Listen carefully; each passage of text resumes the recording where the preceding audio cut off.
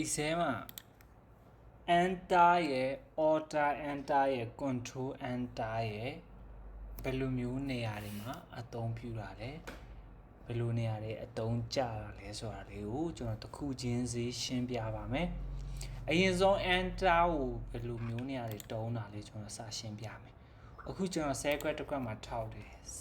စာရိုက်လိုက်မယ်ပြီးတော့လို့နောက်အကွက်ကိုပြောင်းချင်တယ်ဆိုရင်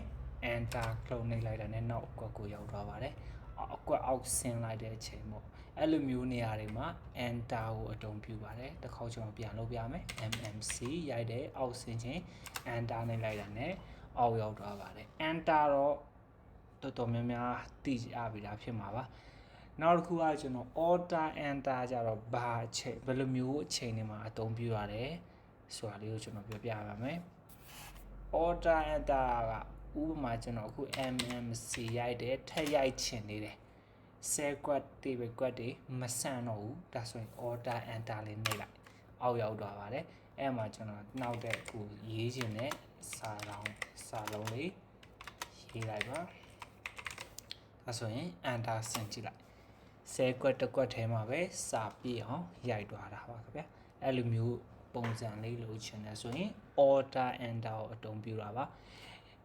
home ထဲမှာဆိုရင် warp tab လောက်တာနဲ့တူပါတယ်စာက secret တစ်ခွက်မှာမဆန့်တဲ့အခါမျိုးတွေဆိုမှဒီလိုအသုံးပြုပါတယ်အဲ့လိုတစ်ခါတည်းအသုံးပြုချင်တယ်ဆိုရင် keyboard ကနေတစ်ခါတည်းအသုံးပြုချင်တယ်ဆိုရင်တော့ order enter နဲ့တုံးတာပါ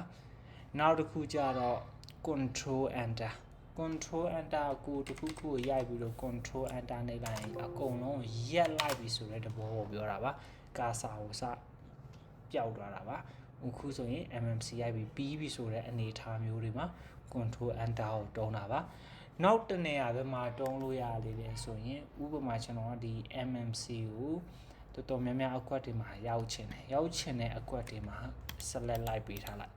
အရင် select ကိုမပြောင်းချင် control လေးနှိပ်ပြီးကိုဖြစ်ချင်တဲ့အကွက်မှန်တွေများကို select လိုက်ပေးလိုက်ပေးပြီးတော့ကျွန်တော်ကအကွက် select ပေးပြီးတော့ပြီဆိုရင်mmc ရိုက်လိုက်မယ် mmc ရိုက်ပြီးဆိုရင်